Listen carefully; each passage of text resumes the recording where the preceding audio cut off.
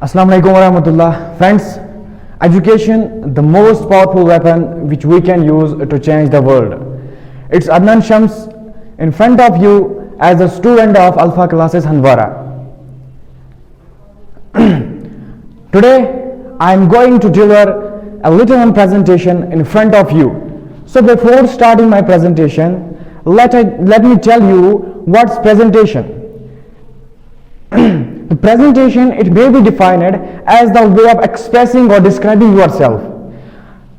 Simply presentation एक वे होती है जिससे हम express या describe करते हैं अपने आप को in front of people. But one more important in presentation is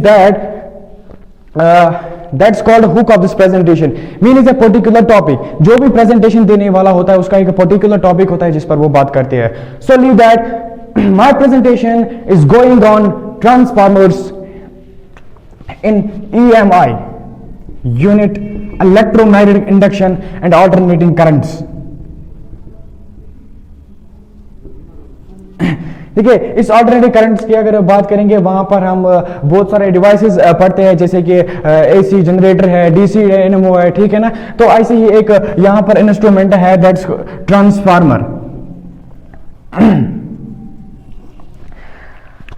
So let's move towards that. Transformer होता क्या है, ट्रांसफर इसमें हम कौन कौन से पॉइंट्स डिस्कस करेंगे कि ट्रांसफार्मर होता क्या है, ट्रांसफार्मर के टाइप्स क्या है, और ट्रांसफार्मर क्योंकि एक डिवाइस है तो इसका एक बेसिक प्रिंसिपल होगा और इसकी एक बेसिक कंस्ट्रक्शन होगी, ठीक है ना. तो बढ़ते हैं ट्रांसफार्मर की ओर. तो क्या है ट्रांसफार्मर? एक सिंपली एक वो डिवाइस होता है जो यूज होता है to convert low alternating voltage into high alternating voltage, और we can say in other words जो इंक्रीज करता है वोल्टेज आउटपुट, जो इंक्रीज करता है या डिक्रीज करता है voltage output, that we called the transformer, ठीक है ना. तो अब ट्रांसफार्मर के टाइप्स है. So depending upon the conversion of low alternative voltage into high alternative voltage और high alternative voltage into low alternative voltage, transformer has been classified into two types. One is called step up transformer and second is called step down transformer. देखिए, नाम से ही पता चलता है कि step up transformer होता क्या है.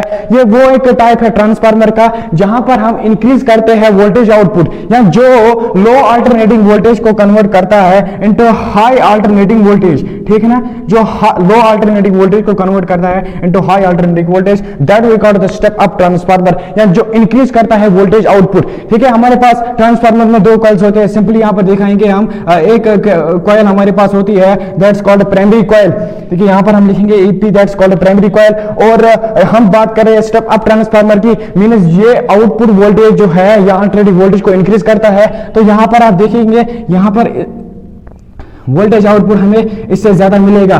तो वोल्टेज आउटपुट हमें इससे ज्यादा मिलेगा. यहां पर NP लिखेंगे हम NS. NP is the number of turns of primary coil and NS is the number of turns of secondary coil. तो हम यहां पर कह सकते हैं कि स्टेप अप ट्रांसफार्मर में जो अल्टरनेटिव वोल्टेज है वो इंक्रीज होती है. अब बात करेंगे अगर दूसरी की, that's step down transformer. Step down transformer होता क्या है? नाम से ही पता चलता है कि ये अल्टरनेटिव वोल्टेज को हाई अल्टरनेटिव वोल्टेज को कन्वर्ट करता है लो अल्टरनेटिव वोल्टेज में, या जिससे हमें मतलब डिक्रीजिंग वैल्यू मिलता है इस अल्टरनेटिव वोल्टेज आउटपुट का. ठीक है, अगर सिंपली हमारे पास ये है प्राइमरी कॉइल, इनपुट तो ज्यादा होगा लेकिन यहां पर आउटपुट कम होगा. देखिए, यहां पर हमें आउटपुट मिलता है लेकिन इससे कम आउटपुट मिलता है. So this is NS, this is AS, this is NS and this is NP. where NS is the number of turns of primary coil and P is the number of turns of secondary coil. तो यहाँ पर दो types के transformers हमें मिले, एक तो step up और दूसरा तो स्टेप डाउन ट्रांसफार्मर मिल गया हमें. आफ्टर दैट तो हम इसके बाद बात करेंगे सिंपली इसकी प्रिंसिपल पर. देखिए, आपने अगर बहुत सारे डिवाइस के नाम सुने होंगे जैसे कि गैल्वेनोमीटर है, जैसे कि वेन डी ग्राफ या जैसे कि हम जनरेटर की बात करते हैं, ठीक है ना. तो जैसे कि साइक्लोट्रॉन की बात करें तो वो अपने अपने प्रिंसिपल्स पर बात करते हैं, अपने अपने प्रिंसिपल्स पर वो बेस्ड है, काम करते हैं। तो इसी तरह से ट्रांसफार्मर का भी एक प्रिंसिपल है that is based upon mutual induction. और ये म्यूचुअल इंडक्शन क्या हमें बताए, देखिए म्यूचुअल इंडक्शन बताता है कि अगर हमारे पास दो कॉइल्स होंगे, ठीक है ना, अगर हमारे पास दो कॉइल्स होंगे, अगर एक कॉइल में आप मैग्नेटिक फ्लक्स, अगर एक कॉइल में आप करंट की डायरेक्शन, करंट चेंज करोगे तो दूसरे कॉइल में इंड्यूस्ड ईएमएफ सेट हो जाएगा। Means transformer is based upon the principle of mutual induction that defines an induced EMF is set up in a coil, an induced EMF is set up in a coil, direction is changed in a nearby coil, तो वहां पर induced EMF set होता है। तो ये इसका एक basic principle है इस ट्रांसफार्मर का, जिस पर ये काम कर रहा है। अब यहाँ पर देखेंगे जो कि एक डिवाइस ही है, इंस्ट्रूमेंट है, तो इसकी कंस्ट्रक्शन थोड़ी होगी, तो वो यहाँ पर देखेंगे construction of transformer, construction of transformer. तो चलिए अब बात करते हैं इसकी कंस्ट्रक्शन की। देखिए इसमें दो सेपरेट कॉइल्स होते हैं, कि यहां पर मैं बनाऊंगा, यहां पर दो सेपरेट कॉइल्स हमें मिलते हैं।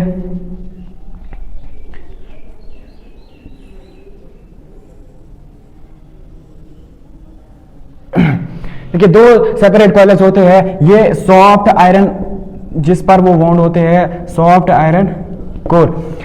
एक कॉइल इसमें होती है जिससे कनेक्ट है AC input, one of the coil that's connect to the AC input that's called primary coil. देखिए यहां से एक कॉइल होती है जिससे एसी इनपुट कनेक्ट किया जाता है, उस कॉइल को हम बोलते हैं प्राइमरी कॉइल।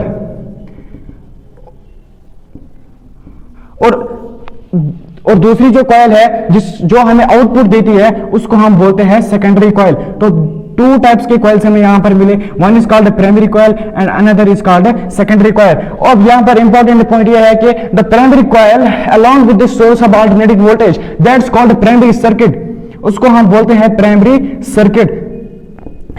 मीन्स ये वाली कॉइल और इसके साथ ही जो सोर्स है अल्टरनेटिंग वोल्टेज का, उसको हम बोलते हैं प्राइमरी सर्किट। और दूसरा जो है secondary coil which giving the load, जो हमें लोड देती है, उसको हम बोलते हैं सेकेंडरी कॉइल, सेकेंडरी सर्किट।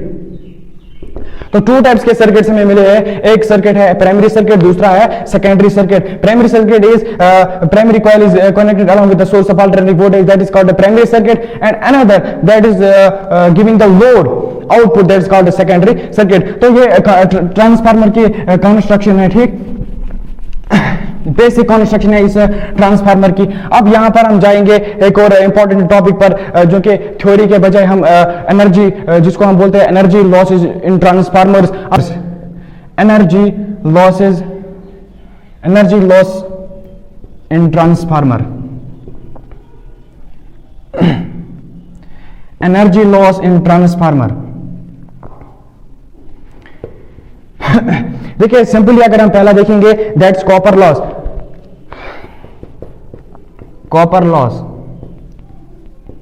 देखिए कॉपर, ये यहां पर कॉपर लॉस नहीं होता है बल्कि एनर्जी लॉस होती है in the form of heat in copper coil of transformer. अब इसमें आपने ये भी देखा कि ट्रांसफार्मर में कॉपर कॉइल होता है जिसमें एनर्जी लॉस होती है in the form of heat. This is because of the Joule's law of heating, Joule's law of heating is equal to I square R T.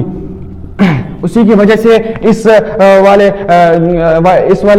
इसी की वजह से इस ट्रांसफार्मर में कॉपर लॉस होता है in the form of heat. और ये हम मिनिमाइज कर सकते हैं by using thick wires, by using thick. Suppose हमारे पास एक वायर है, अल्टरनेटिंग वोल्टेज जाती है और ये वायर क्या करती है, ये रिलीज करती है, एनर्जी रिलीज करती है, इसमें लॉस होता है in the form of heat. लेकिन एक टाइम ऐसा भी आएगा जब ये ब्रेक हो जाएगी, क्योंकि इस पर हैवी लोड बनता है, तो हम ये मिनिमाइज कर सकते हैं copper loss by using thick wires. इसके बदले हमें थिक वायर्स यूज करने हैं तो कॉपर लॉस मिनिमाइज हो सकता है।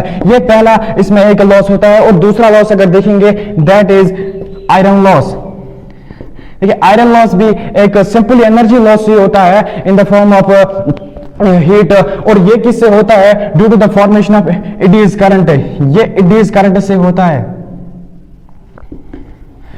देखिए अगर हमारे पास इंड्यूस करंट को समझाने के लिए सपोज अगर हमारे पास एक बल्क पीस ऑफ कंडक्टर है, अगर हमारे पास एक बल्क पीस ऑफ कंडक्टर है, अगर इस कंडक्टर अगर हमने amount of magnetic flux change किया जो इस कंडक्टर के साथ लिंक थे, तो उसमें इंड्यूस होता है यही इंड्यूस करंट। तो इंड्यूस करंट हम कह सकते हैं induce current induced in a bulk piece of conductor when the amount of magnetic flux linked with this conductor changes, that forms the induced current, that forms the induced current। अब induced current देखिए इनको induced current क्यों बोला जाता है, क्योंकि उनका जो फ्लो होता है that resembles swirling in water, ठीक है ना। और ये सब अगर हम कुछ पानी में बबल्स डालोगे तो वहां पर वो वेव्स बनने लग जाती है, तो उसका फ्लो इसी से मिलता है, इसी इंड्यूस करंट और ये ऑलमोस्ट फ्लो तक ये सेम होते हैं, ठीक। तो इसके बाद अगर हम देखेंगे इस इंड्यूस करंट ये डिस्कवर किए थे एक साइंटिस्ट जिसका नाम था फौकॉल्ट, जिसका नाम था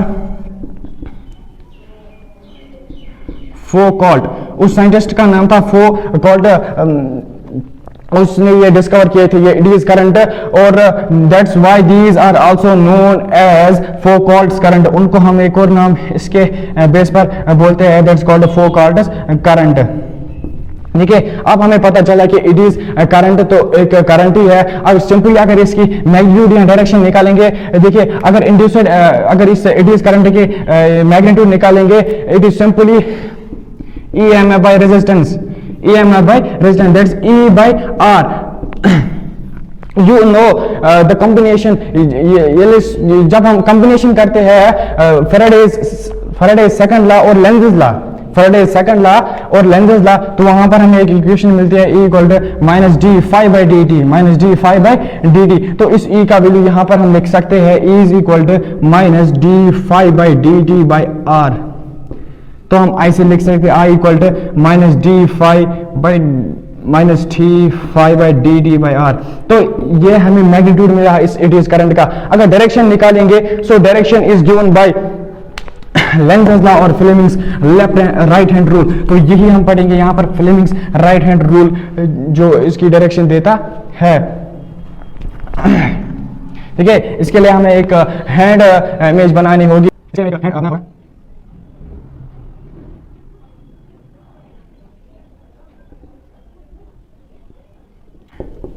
ठीक है, अगर इसको हम नाम लेंगे, ये हमारा थंब है और ये हमारा सेंट्रल, ये हमारे सेंट्रल फिगर, और ये हमारी ये हमारी first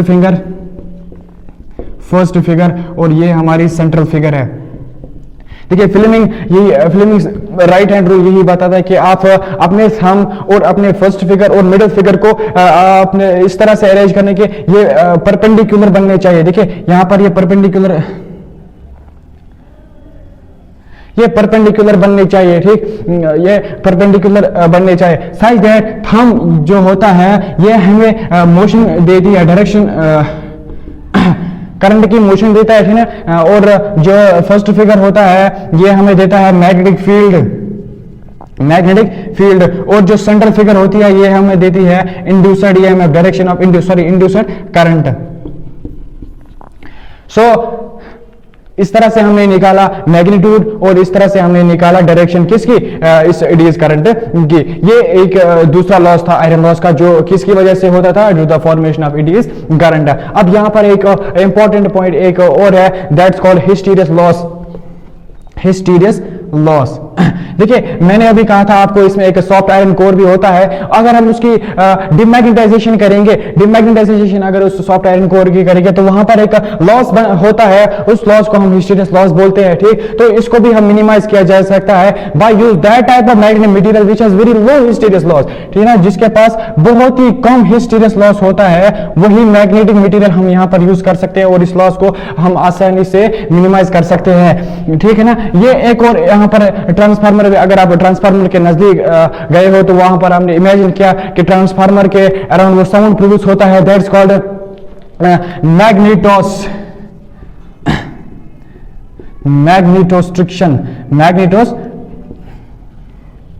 magnetostriction, that is simply humming noise of transformer। अब जितना भी लोड होगा ट्रांसफार्मर उतना ज्यादा होगी हमिंग नॉइज, ठीक है ना। तो ये कुछ इंपॉर्टेंट, इसके अलावा मैग्नेटिक फ्लक्स भी, मैग्नेटिक लिंकेज होती है, मैग्नेटिक फ्लक्स की भी लिंकेज होती है इसके अलावा, ठीक है ना। तो यहाँ तक हमने पढ़ा था ट्रांसफार्मर, इसका प्रिंसिपल, कंस्ट्रक्शन और यहाँ पर कौन कौन से एनर्जी लॉसेस होते हैं। अब लास्ट पर यही हमारी इस कंक्लूजन, मेरी प्रेजेंटेशन की कंक्लूजन लास्ट पर यही रहेगा कि ट्रांसफार्मर जो है वो एक बहुत ही इंपॉर्टेंट और बहुत ही important as well as interested topic है, ठीक है ना। यहाँ हमारे डे टू डे लाइफ के लिए बहुत ज्यादा इंपॉर्टेंट है। सपोज अगर आप देखोगे ग्राइडिंग स्टेशन की बात करोगे, वहां पर हम सेटअप ग्राइडिंग स्टेशन जहां से ये अल्टरनेटिंग वोल्टेज आती है, वहां पर हम स्टेप अप ट्रांसफार्मर यूज करते हैं, स्टेप अप ट्रांसफार्मर यूज करते हैं। देखिए वहां पर हम स्टेप अप ट्रांसफार्मर यूज करते हैं। मैंने पहले ही बताया कि स्टेप अप ट्रांसफार्मर लो को कन्वर्ट करता है हाई में, ठीक है ना। तो वहां से एसी सप्लाई हमारे पास वो रेज होती है अबाउट 1,32,000 वोल्ट। इस अमाउंट तक एसी सप्लाई रेज होती है by use of this transformer, step up transformer. लेकिन फिर आप देखोगे हमारे डोमेस्टिक पर्पस के लिए एक मेंटेन एसी सप्लाई रखी गई है, दैट इज 220 वोल्ट, और 220 वोल्ट एक मेंटेन सप्लाई रखी गई है हमारे डोमेस्टिक पर्पस के लिए। तो कितना इंपॉर्टेंट है ये ट्रांसफार्मर, ठीक है ना। तो फिर हमारे पास एक घर में ट्रांसफार्मर, उसके लिए दोनों पॉसिबल कंडीशन है, वहां पर स्टेप अप भी होगा और स्टेप डाउन ट्रांसफार्मर भी होगा। So friends, this was all about my presentation about these transformers.